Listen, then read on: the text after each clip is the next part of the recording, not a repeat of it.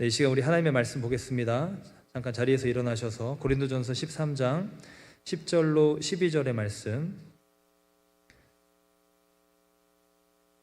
네, 우리 같이 한 목소리로 같이 처음부터 한번 끝까지 한번 합독해 볼까요? 시작.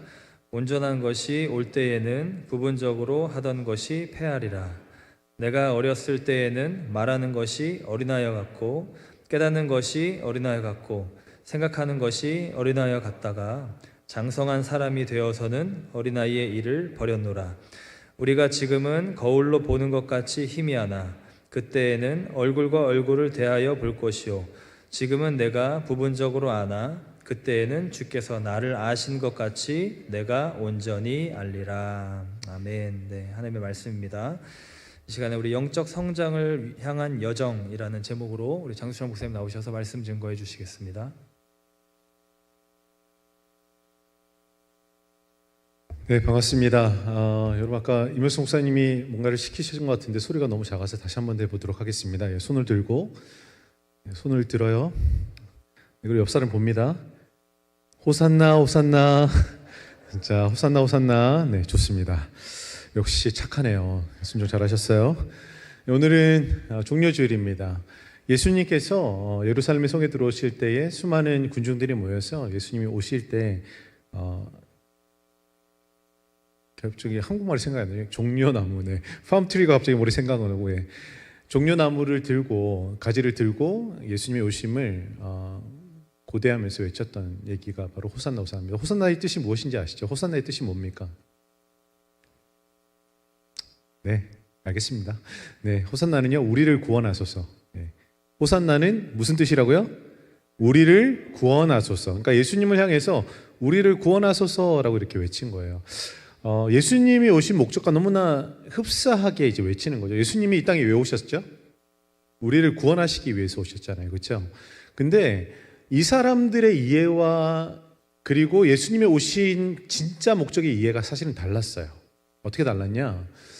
여러분, 그 예수님 앞에 호산나 우리를 구원하소서라고 외쳤던 사람들이 얼마 지나지 않아서 어떤 사람들이 되냐면 예수님을 십자가에 못 박으라라고 하는 군중으로 변하게 됩니다. 그러니까 다른 사람이 아니에요.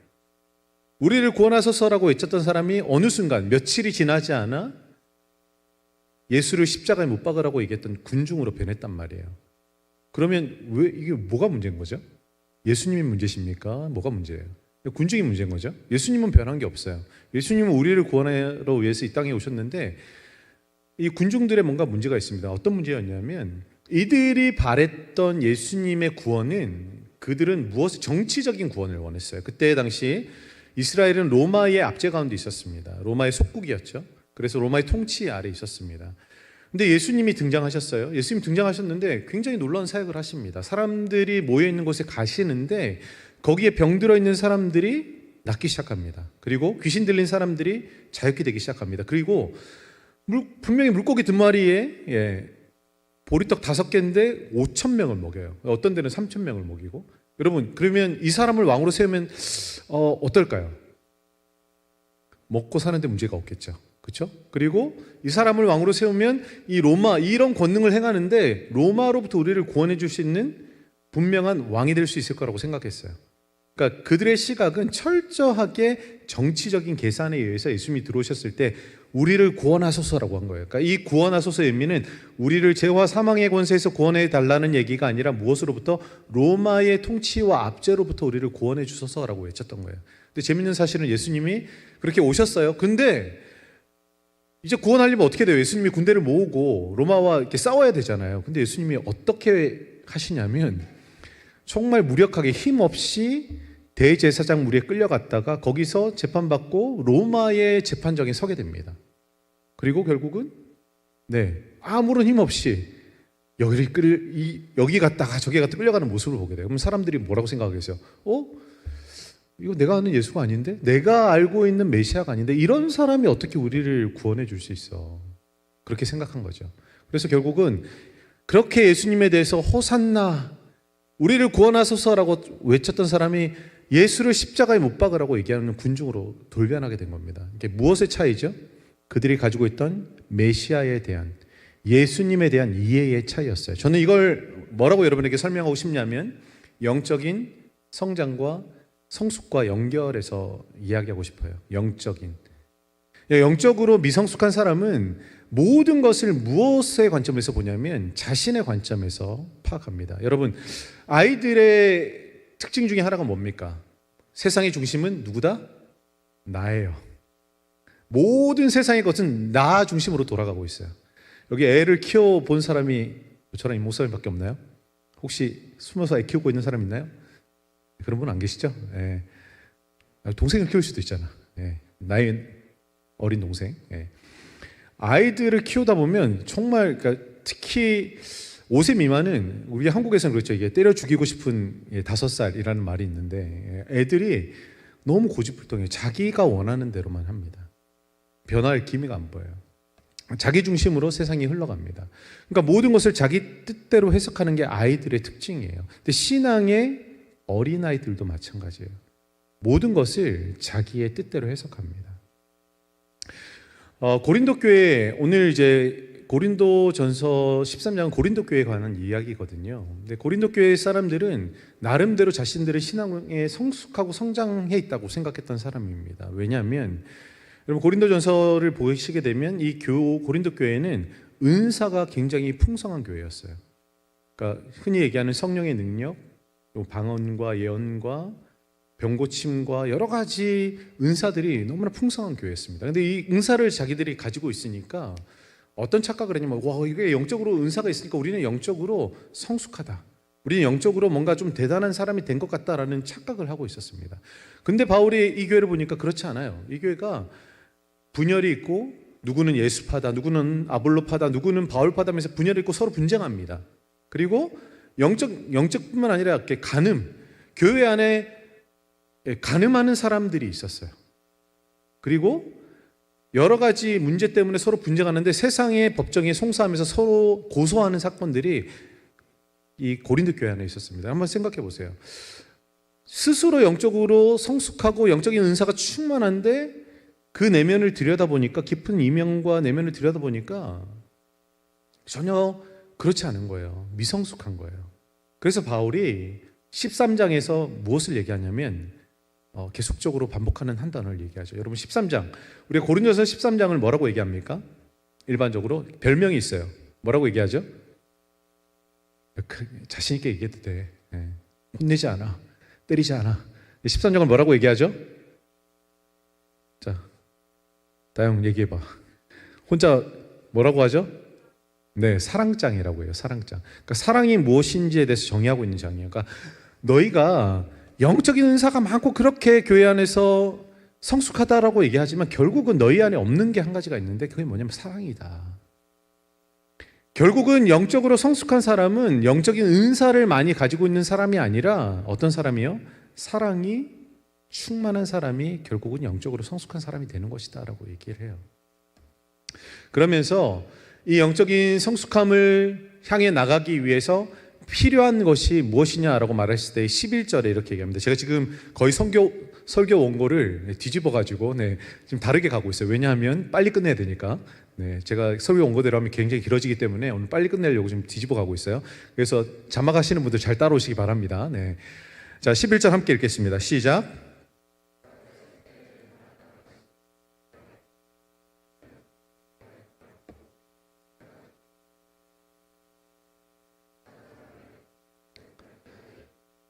자, 장성한 사람이 돼서는 어떤 걸 해야 된다고요? 어린아이의 일을 버렸다라고 되어 있어요. 어린아이의 일.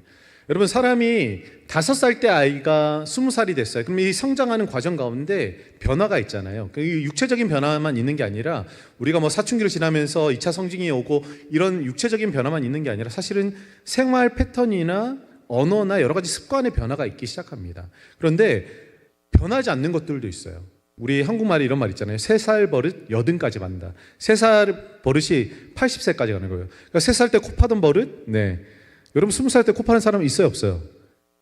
여러분 모르겠지만 혼자서 코 파고 있는 사람 많을 겁니다, 지금. 먹진 않겠죠, 어릴 때처럼. 그러나 어릴 때 나쁜 버릇이 생기면 그걸 끊는 게 쉽진 않아요. 근데 오늘 본문이 얘기하고 있는 게 어떤 의미냐면 너희가 어린아이와 같이 행하던 그 습관들, 과거의 일들을 영적으로 성숙한 사람이 되었다면 이걸 버려야 된다라고 얘기합니다. 바울도 그랬다는 거예요. 자기가 예수 그리스도를 믿기 전에 자신이 행했던 모든 말들과 생각들과 판단들은 영적인 어린아이와 같았다. 하지만 내가 예수 그리스도를 믿고 난 이후에는 내가 이것을 버렸다. 이것 버렸다라는 것은 완전히 끊어냈다라는 얘기예요. 내 삶에서 끊어냈다라는 얘기입니다. 여러분, 우리가 영적인 성장과 성숙을 이뤄가기 위해서는 영적인 어린아이의 일들을 사실은 벗어버려야 합니다. 근데 오늘 바울은 세 가지에 대해서 얘기를 해요. 무엇을 얘기하죠? 11절 보니까 갈까요? 첫 번째는 말하는 것이에요. 두 번째는 깨닫는 것. 세 번째는 생각하는 것. 이 세 가지가 어린아이처럼 되어 있던 것을 이제 버리고 어른이 되어야 된다라고 얘기합니다. 제가 오늘 한 가지씩 짧고 굵게 말씀드릴게요. 첫 번째, 영적 성장의 여정에 있어서 변화되는 세 가지 중에 첫 번째는 뭐냐면, 앞에 읽어볼까요? 시작. 말이 사랑의 언어로 변해야 합니다. 첫 번째는 말이에요. 말이 변해야 돼요. 언어가 변해야 돼요. 여러분, 아이들의 이렇게 말 본새를 보면 굉장히, 그러니까 내가 자기가 이제 이름을 얘기해. 주아가 이렇게 얘기하잖아요. 목사님 그렇죠? 주아가 보통 얘기할 때 그렇게 얘기하잖아요. 주아가 뭘 했어? 주아가 모든 게 자기 중심이야. 말이 하는 거 보면. 근데 생각도 자기 중심이에요. 애들은 말을 그렇게 하죠. 근데 크면 큰 사람이 주아가 20살이 됐어요. 근데 주아가 이렇게 계속 얘기하면 어떻게 될까요? 굉장히 진짜 오글거릴 것 같아요. 지금은 귀여우니까 좋지만 이 20살 된 저희 딸들이 그렇게 한다고 생각하면 저는 한번 주먹이 날아갈 것 같아요. 아이의 말이 어른이 되면 변해야 됩니다. 근데 그 말의 투뿐만 아니라 내용도 변해야 돼요. 근데 어떻게 변해야 되냐면 어른답게 변해야 됩니다. 오늘 본문에서 말이 왜 성장이 중요한가를 얘기할 때에 고린도전서 13장 1절에 이렇게 말씀하거든요. 13장 1절 함께 읽어보겠습니다. 시작. 내가 사람의 방언과 천사의 말을 할지라도 사랑이 없으면 소리 나는 구리와 울리는 꽹과리가 되고, 방언을 말해요. 천사의 말을 해요. 이건 영적인 언어예요. 그러니까 내가 영적인 언어를 한다고 해서 내가 영적으로 성숙한 사람이 아니라는 거예요. 이것 안에 뭐가 없으면요, 사랑이 없으면 이건 소음이다. 네가 하는 예언이나 네가 말하고 있는 방언이나 이 모든 것들은 영적인 것 같지만 아니야, 소음에 불과해, 쓰레기에 불과해, 이렇게 얘기하고 있는 거예요. 근데 그 말 안에 무엇이, 어떤 내용이 담겨야 된다는 거예요. 결국은 사랑이에요. 사랑의 언어가 필요합니다. 그래서 고린도전서 13장 4절은 그 사랑의 언어를 이렇게 얘기하죠. 사랑은 오래 참고, 사랑은 온유하며 시기하지 아니하며, 사랑은 자랑하지 아니하고 교만하지 않는다라고 얘기해요. 여러분, 영적으로 성숙한 사람의 언어에는 사랑이 담겨 있습니다. 불만과 불평이 아니라 감사의 말이 있고요, 타박하거나 거친 말이 아니라 온유한 말이 있습니다. 시기나 자랑이나 교만한 말이 있지 않고 겸손한 말로 사람들을 격려하는 것이 바로 성숙한 사람의 말입니다. 아무리 영적인 말을 해도 사랑이 없으면 그 사람의 말은 마치 울리는 꽹과리 같은 소음에 불과합니다. 여러분, 우리의 입술의 언어에 말에 힘이 있다는 것을 아십니까? 하나님께서 천지를 창조하실 때 무엇으로 창조하셨나요? 하나님 만물을 만드셨을 때 이렇게 오물조물조물 이렇게 손바닥으로 만드셨나요? 어떻게 만드셨어요? 하나님 천지를 만드실 때 입술로, 말씀으로. 이게 너무 어렵나? 어렵지 않죠?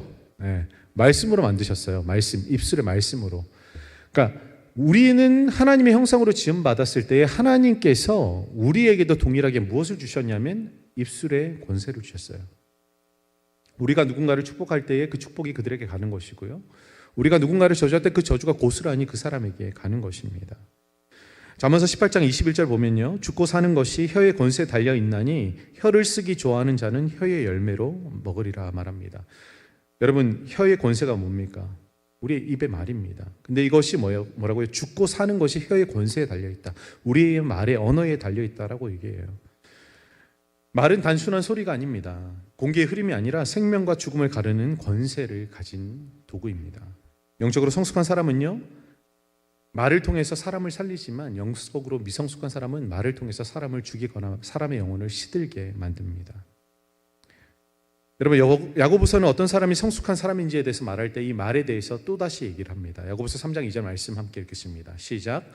우리가 다 실수가 많으니 만일 말에 실수가 없는 자라면 곧 온전한 사람이라 능히 온몸도 골래를 씌우리라. 어떤 사람이 온전한 사람, 성숙한 사람이라고 얘기하죠?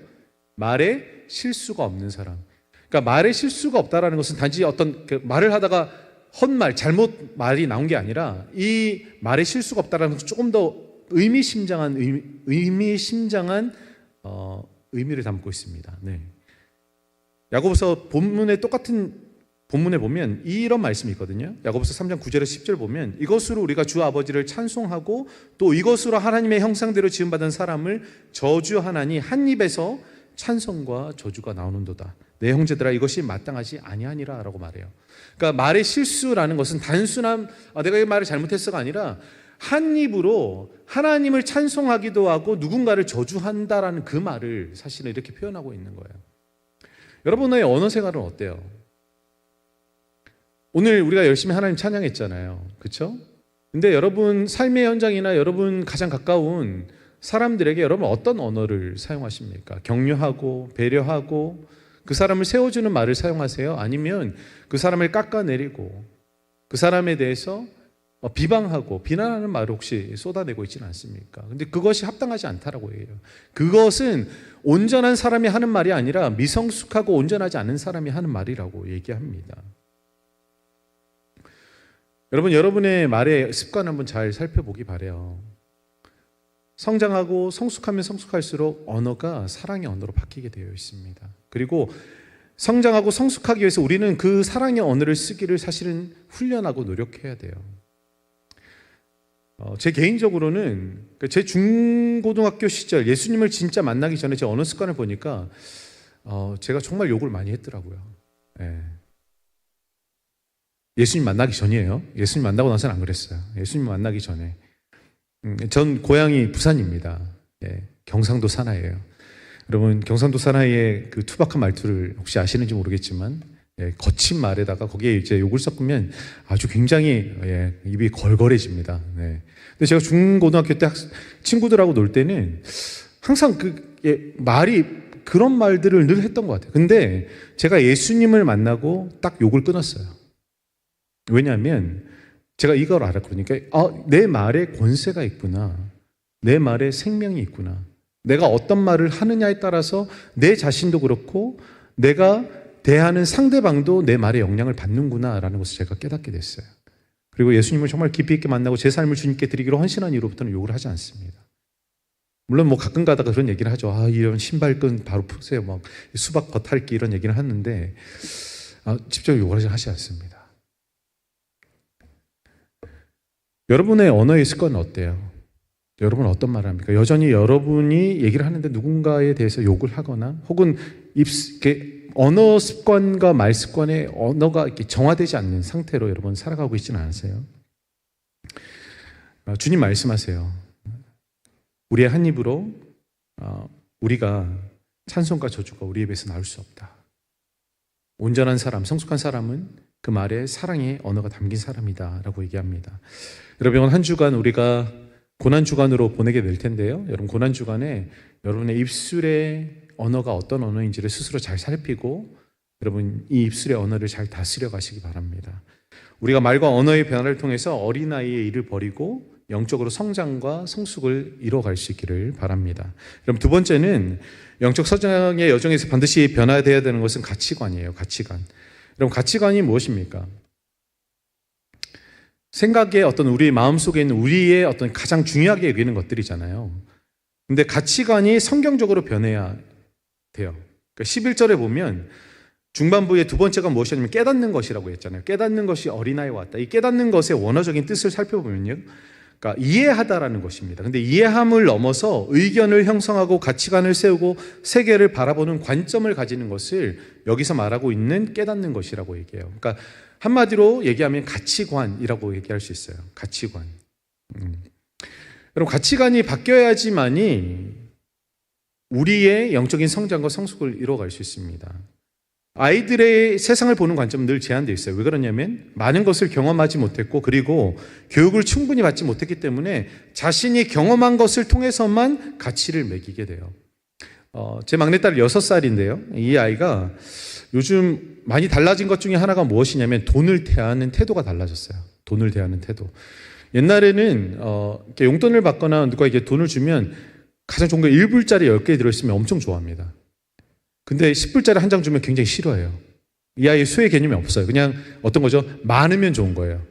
그러니까 돈의 가치를 잘 모르는 거죠. 또 요즘 이제 학교를 다니면서 애가 달라졌어요. 산수를 하거든요. 올 초에 저희 아이 집에 이제 아이들 넷인데 아이들이 이제 각각 다른데 저희가 세배를 하고 이제 돈을 줬어요. 근데 막내가 봉투에 담긴 돈을 이제 열어봤습니다. 그리고 가장 먼저 확인하는 게 뭐냐면 이제는 돈 뭉치가 아니에요. 돈의 숫자를 살피기 시작합니다. 1불인지 5불인지 10불인지. 그러니까 애가 이게 보면서 숫자가 크면 클수록 이제 얼굴에 한복 웃음이 이제 있는 거예요. 근데 거기 분명히 20불짜리 들어있었거든요. 근데 언니들 50불 줬거든요. 얘는 언니들은 대학생이고 막 고등학생이 이렇단 말이에요. 그래서 언니들은 막 50불 주고 얘는 20불 줬는데 나중에 20불 받고 나서 기뻤는데 언니들이 50불 받았다라는 사실을 알고 나서는 분노하기 시작합니다. 왜 나는 이거밖에 안 주냐고. 이 5살짜리 6살짜리가 뭐 부모가 다 해주는데 무슨 돈이 필요하다고. 여러분 이 아이가 왜 이렇게 달라졌죠? 교육을 받은 거예요. 산수를 통해서 가치를 깨달은 겁니다. 여러분 우리도 마찬가지예요. 사실 여러분이 신앙생활을 하는데 왜 영적 성장과 성숙이 없냐면 여러분의 가치가 성경적이고 하나님의 것으로 바뀌지 않았어요. 정말 교회 안에서 저 열심히 신앙생활 하고 싶고 옛날의 옛사람의 모습으로 내가 돌아가고 싶지 않다라고 얘기하면서도 여러분 옛사람의 모습으로 계속 돌아가는 것, 이 세상의 것을 즐기고 탐닉하는 이유는 딱 한 가지입니다. 그것을 더 가치 있게 여기기 때문이에요. 내가 따르는 예수님보다 내가 어떻게 보면 가지고 있는 이 신앙의 체계보다 이 세상의 체계를 더 가치 있게 여기기 때문에 그것에 여러분이 더 많은 시간을 보내고 더 많은 신경을 쓰기 때문이에요. 여러분 한번 예수님의 비유를 한번 생각해 봅시다. 예수님께서 밭이 있는데 그 밭에 보화가 있으면 어떻게 한다고 되어 있죠? 여러분의 뒷마당에 여러분의 뒷마당은 할 필요 없겠네요. 여러분 혹시 그 길 가는데 어떤 집의 뒷마당에 거기에 금이 한 50kg가 묻혀있다고 여러분 그 사실을 알았다고 생각해 보세요. 여러분 어떻게 하겠어요? 당장 막 지인들의 돈 다 끌어다가 이자 은행에 대출에다가 그 집 사지 않겠습니까? 그렇죠? 왜 그런가요? 금의 값어치를 알기 때문이에요. 그러니까 모든 것을 거기에 쏟습니다. 여러분이 만일에 기독교 신앙의 참된 가치를 깨닫고 안다면 여러분 어떻게 할 거냐면 거기에 여러분 모든 것을 쏟아부을 거예요. 근데 여전히 세상 안에 있는 것에 관심을 두고 거기에 더 많은 시간과 더 많은 열정을 내면서 무엇인가를 쫓아가고 있다면 여러분의 가치는 세상에 있는 것이에요. 데이로 밀러라는 목사님 계시는데요. 이분은 전에 세계 기아 대책기구의 부총재를 지내셨던 분입니다. 제가 이분의 강의를 한국에 있을 때 집중적으로 일주일 동안 들은 적이 있는데 이분의 책을 쓰고 레포트를 쓴 적이 있어요. 생각은 결과를 낳는다라는 책인데 그 책에 보면 어떤 말씀이 있냐면 행동은 마음속 뿌리를 내리고 있는 우세한 가치관을 형성하는 생각들로부터 나오며 선 혹은 악을 산출한다. 여러분 이 말이 무슨 말이냐면 그러니까 우리 안에 여러 가지 가치관이 있다는 얘기예요. 근데 그 가치관 중에 우세한 가치관을 통해서 우리가 생각하고 행동한다라는 겁니다. 그러니까 내가 신앙적으로 행동하지 못하고 성경의 말씀대로 행동하지 못하는 것은 여전히 옛날에 내가 즐기던 세상적인 가치가 더 내 삶 안에 우위에 있기 때문에 그런 행동을 하게 된다라는 거예요. 그러면 행동을 바꾸려고 하면 될까요? 안 될까요? 안 돼요. 여러분의 문제는 내일은 내가 새벽기도 나와야지. 나와지나요? 안 나와지죠. 왜냐하면 여러분의 가치는 새벽 기도에 있지 않아요. 잠에 있지. 네. 우리의 가치가 변해야 돼요. 무엇으로 해요? 성경적인 가치관으로 변해야 돼요. 생각이 결과를 낳는 것처럼 우리의 가치가 변하지 않으면 행동은 결코 변하지 않습니다. 한국 속담에 콩 심은 데 콩 나고 팥 심은 데 팥 난다라는 말이 있잖아요. 내 삶에 어떤 가치가 심겨 있느냐에 따라서 그 열매가 맺어지게 되어 있습니다. 앞서 얘기했던 그 호산나 외쳤던 그 사람들이 그랬어요. 그 사람은 하나님 나라의 가치가 아니었어요. 세상의 가치였지. 자신의 가치였죠. 여러분 예수님이 우리 가운데 말씀하실 때 단지 예수님이 회개하라 천국이 가까웠느니라 라고 선포했을 때 이것은 도덕적으로 너희가 죄 지은 거 회개하고 나 따라라 이 말씀 아닙니다. 여러분 회개에 대해서 잘못 이해하고 계신 거예요. 예수님이 회개하라 천국이 하나님 나라와 가까웠다라고 했을 때 이 말의 참된 의미는 뭐냐면 너희가 과거에 살아가던 옛날의 세상적인 삶의 방식에서 돌이켜서 이제는 하나님 나라가 가까이 왔기 때문에 그 하나님 나라의 백성다운 삶의 방식으로 가치를 변화시켜서 쫓아오라는 얘기예요. 예수님께서 처음으로 그렇게 메시지를 전한 다음에 제자들과 예수님을 따르는 무리들이 있었을 때 예수님이 어떻게 하셨는지 아십니까? 마태복음 5장에는 산상에 올라가서 거기서 그들을 가르치셨어요. 마태복음 5장에서 7장에 그 내용이 있잖아요. 그리고 그 산상에서 우리가 흔히 얘기하는 팔복이라는 것을 말씀하세요. 여러분 팔복 아시죠? 제가 지금 암기력에 딸려서 지금 잘 다 말을 못하겠어요. 근데 팔복이 세상이 말하는 가치와는 정반대되는 것들이에요. 그렇죠? 심령이 가난한 자는 복이 있대. 아니에요. 심령이 가난한 복 없어요. 세상은. 네. 세상은 욕심을 가지고 어떻게든 아둥바둥 살아내야 그 사람은 복을 받는 거예요. 근데 예수님은 심령이 가난해야 복이 있대요. 애통하는 자가 복이 있대요. 애통하는 자는 세상은 어떻게 해요? 호구로 봅니다. 호구. 세상의 가치는 그래요. 근데 예수님이 말씀하신 것은 너희가 세상의 가치가 아니라 너희가 돌이켜서 나를 따르려고 한다면 너희의 세상적인 가치를 버리고 내가 말하는 이 가치를 가지고 쫓아오라는 겁니다. 이게 진짜 회심이에요. 이게 진짜 회심이고 이것이 진짜 가치관의 변화입니다. 그런 사람이 영적으로 성장하고 성숙해요. 여러분 내가 왜 영적으로 성장하고 성숙하지 못한가? 그러면 여러분 스스로에게 이렇게 물어보세요. 나는 정말 하나님의 말씀의 가치를 붙들고 살아가고 있는가? 또 한편으로는 내가 하나님의 말씀의 가치를 잘 알고 있는가?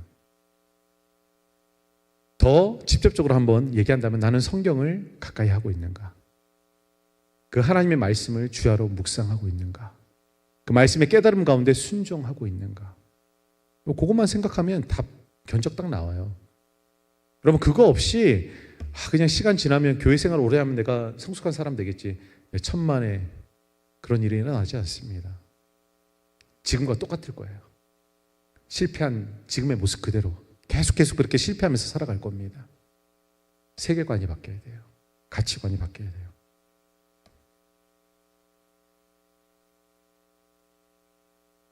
네, 세 번째. 두 번째 너무 많이 얘기했는데. 네.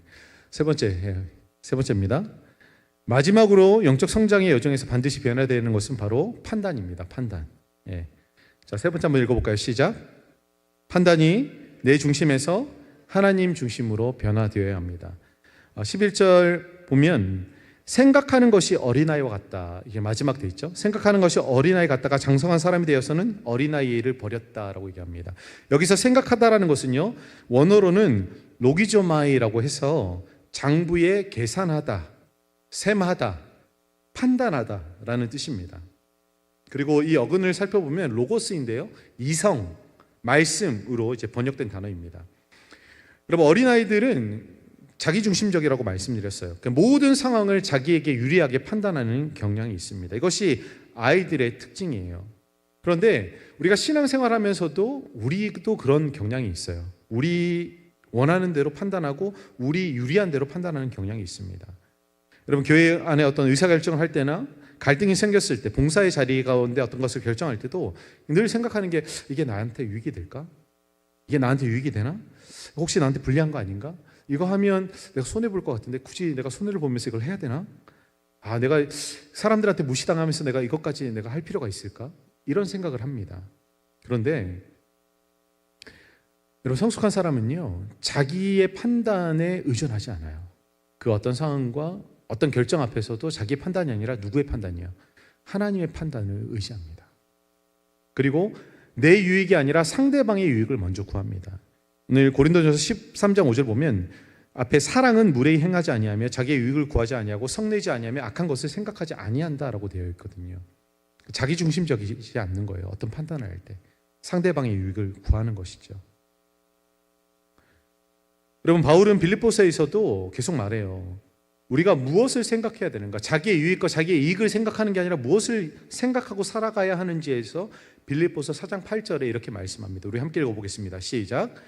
끝으로 형제들아 무엇에든지 참되며 무엇에든지 경건하며 무엇에든지 옳으며 무엇에든지 정결하며 무엇에든지 사랑받을 만하며 무엇에든지 칭찬받을 만하며 무슨 덕이 있든지 무슨 기름이 있든지 이것들을 생각하라. 여러분, 여기서 말하는 생각하라라는 단어가 바로 13장 11절에 나와 있는 로기조마이라는 단어와 동일한 단어입니다.